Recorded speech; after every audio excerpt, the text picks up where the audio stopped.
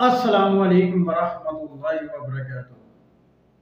अवान इत्तेहाद पाकिस्तान इस्लामाबाद जिंदाबाद। सीनियर नायब सदर मलिक इश्तियाक रहमान अवान आपकी खिदमत में हाजिर हूँ। उजरा शाह मकीम के अंदर लंबरदारी तनाज़ा शिद्दत अख्तियार कर गया।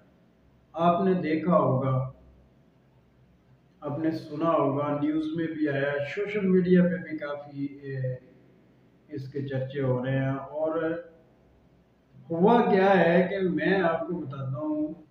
अब हुआ क्या है, एक शख्स है, इसको मैं इंसान नहीं कहूँगा, ये जालिम लोग हैं, जिसको एक सियासी पार्टी की सपोर्ट हासिल है। उसने क्या किया है कि कम से कम 20 से 25 लोगों को बेदर्दी से उन्होंने मारा है। किसी का बाजू तोड़ दिया गया है, किसी का सर फाड़ दिया गया है, किसी की टांग तोड़ दी गई है, वो भी मुहर्रम के महीने में। लोग अपने प्यारों की कब्रों पे जाते हैं, मिट्टी डालते हैं, आते हैं, खत्म दुआते हैं। और उस मौके पर ये वाकया हुआ है कि उनके जो ऊपर तशद्दुद हुआ है, उनके अंदर बूढ़ी खतूनें भी थी। और 70 साल किसी की उम्र है, किसी की 80 साल है। बूढ़े जो है ना, वो भी मर्द हजरात भी थे, जिनकी उम्र जो है ना 60 साल, 70 साल, 80 साल बता रही है। बेदर्दी से उनको पीटा गया। तो अभी तक एफआईआर दर्ज नहीं हुई।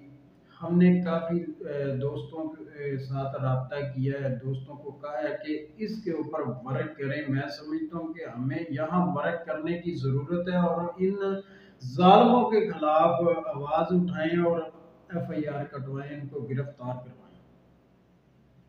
ऐसे ही हुआ, उसके ऊपर, उन लोगों के ऊपर एफआईआर कटवाई गई, उनको गिरफ्तार करवाया गया। तो इस्लामाबाद अवान इत्तेहाद मुकम्मल सपोर्ट करेगी उजरा शाह मकीम के अंदर जो वाकया हुआ है। उजरा शाह मकीम में जो वाकया हुआ है, उनके साथ खड़ी हुई है। हम किसी को तनहा नहीं छोड़ेंगे। तो अवान इत्तेहाद पाकिस्तान इस्लामाबाद मुकम्मल तौर पे चेयरमैन मलिक नासर अवान की हदायत के मुताबिक मुकम्मल सपोर्ट करेगी जिनके ऊपर तशद्दुद किया गया। जानी तौर पे भी करेंगे और माली तौर पे भी करेंगे। हमने काफ़ी दोस्तों के साथ रब्ता किया है कि एफआईआर क्यों दर्ज नहीं हुई।